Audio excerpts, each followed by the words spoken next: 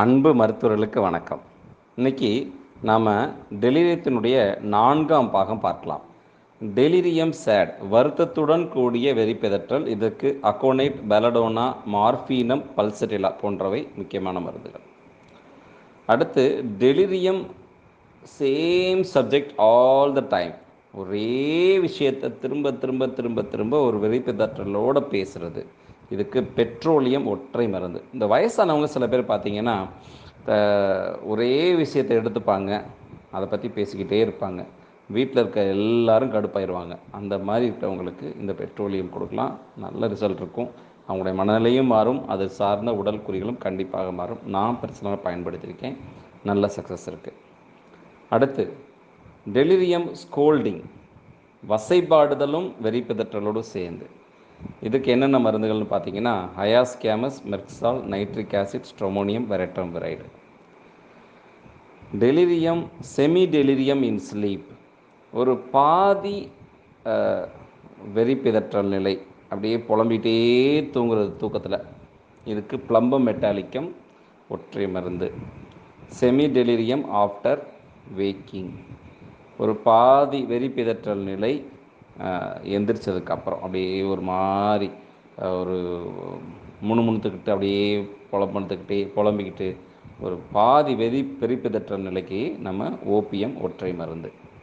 அடுத்து delirium with sexual excitement.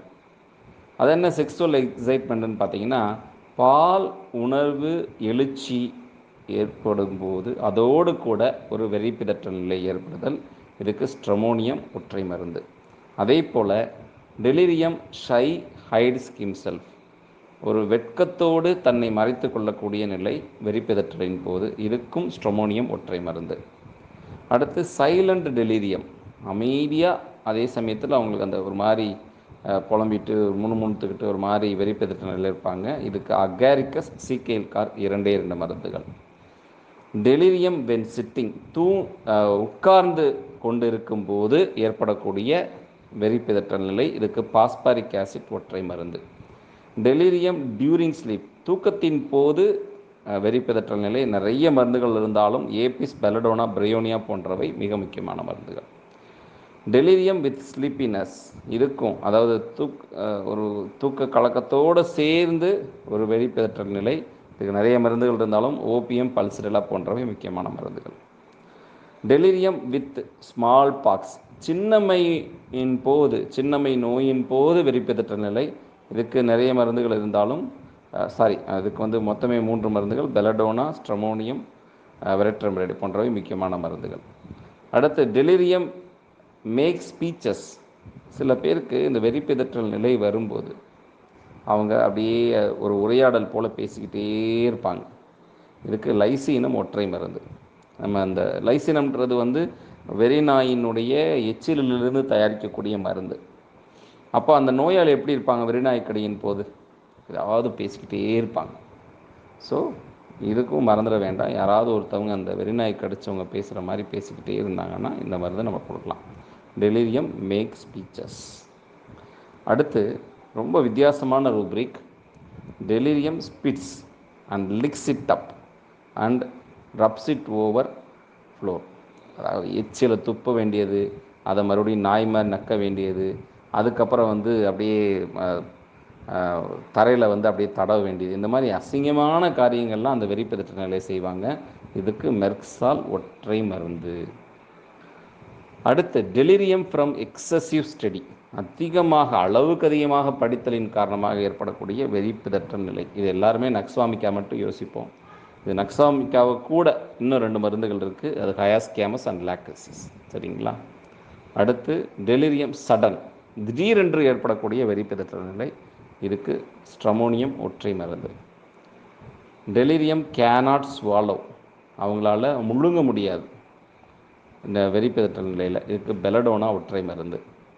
அடுத்து delirium with swelling of lumbar region, கீழ் முதுகில் இருக்கக்கூடிய ஒரு வீக்கத்தோடு கூடிய ஒரு வெறிப்பிதற்ற நிலை. யாருக்காவது கீழ் முதுகில் ஒரு அடிபட்டுச்சு, வீங்கிருச்சு, அதை நடக்க முடியலை, இது பண்ண முடியலை, அசைக்க முடியல, அப்படி எக்கு மாதிரி இறுகிக்கிருச்சு அப்படின்னா அப்போ அவங்களுக்கு ஒரு டெலிரியர் ஸ்டேஜ் வரும். அதுக்கு பிளம்பம் மெட்டாலிக்கம் ஒற்றை மருந்து.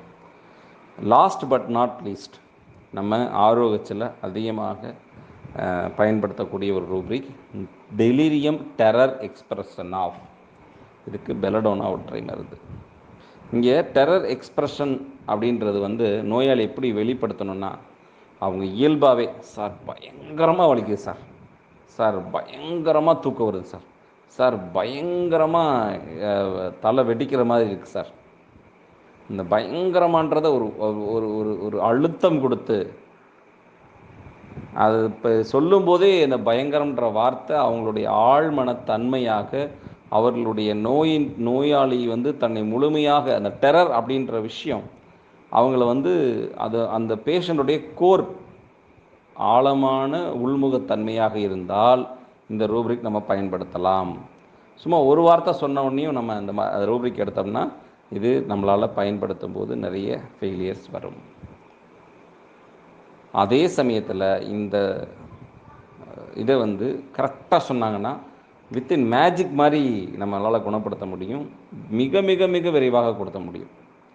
சார் நான் மாத்திரை வந்து போட்டு எனக்காக முடியல சார், எனக்கு வந்து அப்படியே கை கால்லாம் படபடன்னு வருது, பயங்கரமாக வலிக்குது, பயங்கரமாக கை கால்லாம் வளவலன்னு வருது, பயங்கரமாக சோர்வாக வருது அப்படின்னு ஒரே பேஷண்ட் இந்த பயங்கரம்ன்ற வார்த்தையை சொல்லும்போது நம்ம இந்த டெலிரியம் டெரர் எக்ஸ்பிரஷனாக போட்டு பெலடோனா கொடுத்தோம்னா அவ்வளோ அற்புதமாக வேலை பார்க்கும்.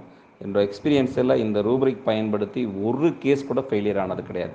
பட் கரெக்டாக அந்த பேஷண்ட் சொல்லக்கூடியதுக்கு மட்டும்தான் நான் பயன்படுத்துவேன், நானாக ப்ரோவ் பண்ணி பயன்படுத்த மாட்டேன். சரிங்களா?